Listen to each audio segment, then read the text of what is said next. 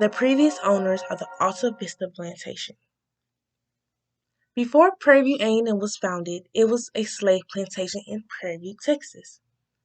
The Alta Vista Plantation was located on 1,388-acre plot of land, 40 miles northwest of Houston, Texas. The previous owners were Jared E. Kirby and Helen Mar Kirby. After Jared's death in 1867, his wife Helen did sell the property. Together they owned about 8,000 acres worth of land, which can be compared to the size of the Chicago airport. The land was estimated to be worth about $285,000 at the time. They had also owned $175,000 in individual properties, which had included his slaves. They had owned about 400 men and women slaves, which they were considered property at the time. Before the plantation had become PVAMU, known as Prairie View A&M University, it was the headquarters in the Civil War for the Confederate Army at the end of the war in May 1865. About 20,000 men, which can be compared to the seating capacity of Madison Square Garden, had camped out around the plantation before General Lee and General Johnson had surrendered.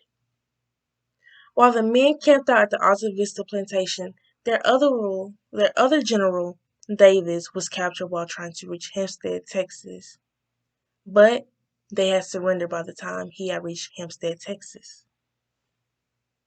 Jerry E. Kirby was born in 1809 in Georgia, but was moved to Mississippi, then to Texas between the years of 1848 and 1849. Kirby had become the colonel in the Confederate Army, and his home became headquarters in the later stages of the Civil War, which was in May 1865. Jared E. Kirby had been married 2 times before his third and final wife, Helen Kirby. Jared Kirby's first wife was named Indiana Eugenia Tate Kirby, who had died in about 1854 of unknown causes. He quickly remarried to a woman named Caroline Elizabeth Helt Kirby, which she later died in 1857 of unknown causes also. Then he married his third and final wife, Helen Kirby.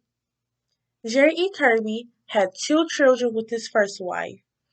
The name of his daughter is unknown, but the name of his son was Jared Kirby Jr. Jared E. Kirby had also served as a delegate to the Whig Party convention in Tyler, Texas, in 1852. He was considered the wealthiest in the county, in Waller County. The plantation's main production was cotton, which they would produce about 700 bales of cotton. They also produced corn too. The Alta Vista Plantation was one out of the Florida plantations in Prairie View, Texas, and he had also owned several small farms around the town, which is how they were able they were worth so much. Jared E. Kirby was known to mistreat his slaves, inflicting violence onto them even for the smallest of reasons. He had the population of about 400 slaves on the Alta Vista Plantation at the time of his death.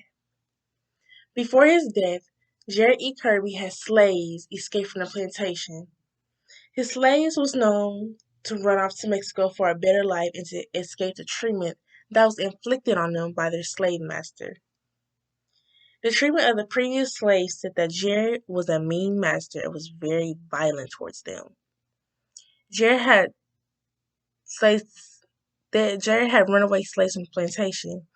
There was advertisements put out for the capturing of them. Jared E. Kirby was shot and killed by a man named John Steele. 14 years later, Jared E. Kirby's son, Jared Kirby, had killed John Steele for killing his father.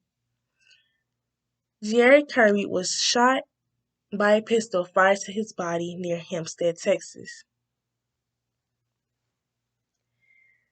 Jared Kirby had left his wife widowed, Mrs. Kirby. Mr. Kirby was in debt when he had passed, which caused Mrs. Kirby to collect his debt. Mrs. Kirby had turned the plantation into a boarding school for girls called the Alta Vista Institute. Years later, she had moved the boarding school for girls to Austin, Texas, and then she sold the plantation. The plantation was sold and bought by the 15th legislature, which established the first public institute of the higher learning for blacks, which later became Prairie View A&M University and officially opened on October 6, 1879. Now, Prairie View A&M is known as a historically black college university, rich in history and